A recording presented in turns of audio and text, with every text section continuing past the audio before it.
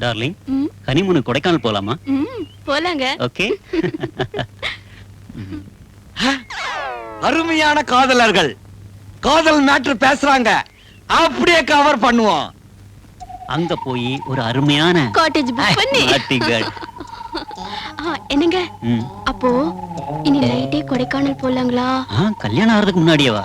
அதெல்லாம் அப்புறம் பாத்துக்கலாங்க. அப்புறம் பாத்துக்கலாமா? எதை அப்புறம் பாத்துக்கலாம்னு சொல்ற? கல்யாணத்தை தான் சொல்றேன், புரியலையா?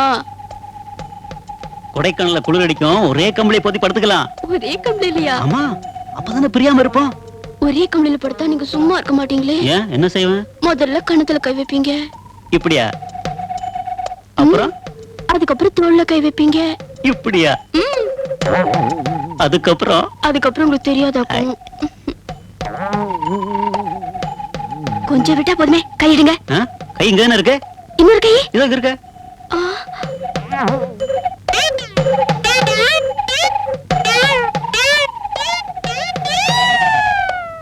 உங்க கை என் தொடமேல பட்ட மாதிரி ஒரு நினைப்பு.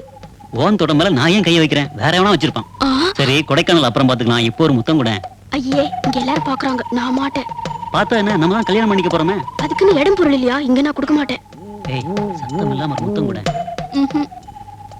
மாட்டேன் தம்பி, எல்லாம் சரிதான். இந்த கடைசியா சொன்னீங்களா, அது முத்தமா சத்தமா? யாரையா நீ? கதாசிரியருங்க. நீங்க காதல் பண்றத நேரடியா பார்த்து எழுதி பத்திரிகைக்கு அனுப்புறதுக்காக. சரி, எப்ப இருந்து உட்கார்ந்திருக்க? நீங்க கொடைக்கானல் போகணும்னு ஆரம்பிச்சீங்கல்ல, அப்பத்துல இருந்து. ஏண்டா, நாங்க பேசுனதெல்லாம் கேட்டு கதை எழுதி புஸ்தகமா போடுவாங்க.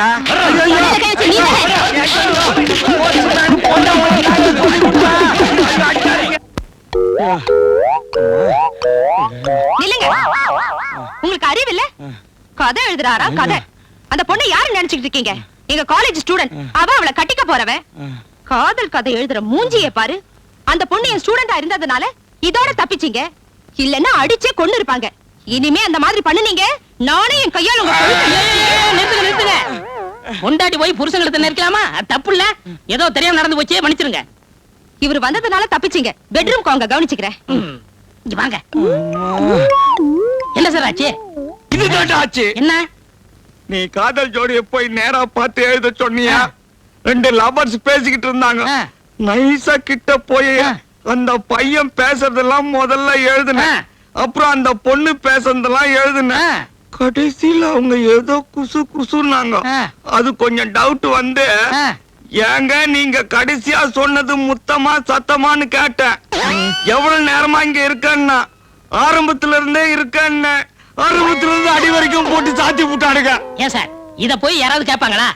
ஏதோ ஒளிஞ்சிருந்து எழுதுறாமா, ஓடி அந்த அம்மன் இருக்காம இத போய் கேட்டிருக்கீங்களே, இதுக்கு அடிக்காம முத்தம் கொடுப்பாங்களா? சரி, அதை விடுங்க. அடுத்து கள்ள கடத்தக்காரவங்க, அவங்க எப்படி தங்க கடத்துறாங்க அப்படிங்கிறத ஒளிஞ்சிருந்து எழுதுங்க.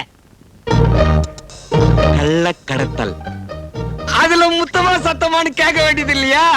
இதுல கரெக்ட் பண்ணிடலாம்.